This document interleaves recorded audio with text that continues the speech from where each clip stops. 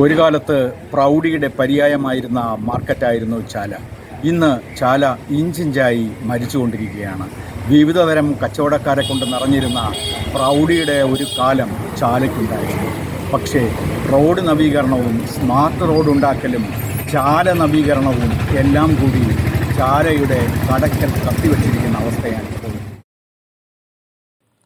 നൂറ്റാണ്ടുകൾക്ക് മുമ്പ് ദീർഘവീക്ഷണവും ഭരണനൈപുണ്യവും ഒത്തുചേർന്ന ഭരണാധികാരികളുടെ ഇച്ഛാശക്തിയുടെ നിർമ്മിതിയായിരുന്നു ചാലയെന്ന ഈ കച്ചവട കേന്ദ്രം.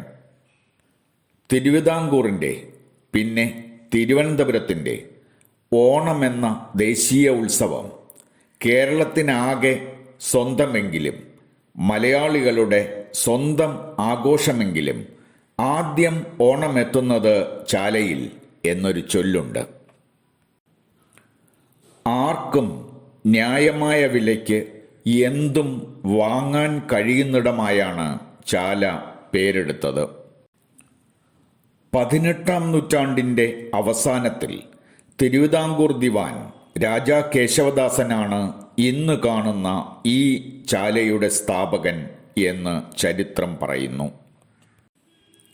എന്നാൽ 13-ാം നൂറ്റാണ്ടിലും അനന്തപുരം വർണ്ണനം എന്ന രചനയിൽ തുണികളും പലവ്യഞ്ജനവും മത്സ്യവുമൊക്കെ വിറ്റിരുന്ന തിരക്കേറിയ സ്ഥലമായി ഈ പ്രദേശത്തെ സൂചിപ്പിക്കുന്നുണ്ട്. കച്ചവടക്കാർ കപ്പലിൽ വന്നിരുന്നു എന്ന് ചരിത്രം പറയുന്ന ഈ ചാല മാർക്കറ്റിന് 2 കിലോമീറ്റർ, അതായത് പഴയ ദൈർഘ്യത്തോതനുസരിച്ച് 1.2 മൈൽ ദൈർഘ്യമുണ്ട്.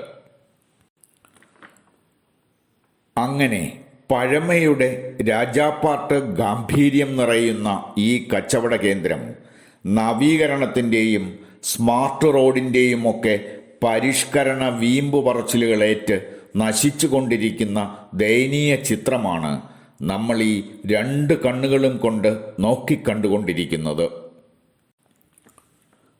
ലോകത്ത് എവിടെ കിട്ടാത്തതും ചാലയിൽ കിട്ടുമെന്നും ആദ്യം ഓണം വരുന്നത് ചാലയിലാണെന്നുമൊക്കെയുമുള്ള പറച്ചിലുകളെ നോക്കി കൊഞ്ഞനം കുത്തുകയാണ് ആധുനിക ചാല, അല്ലെങ്കിൽ ജനാധിപത്യ ചാല.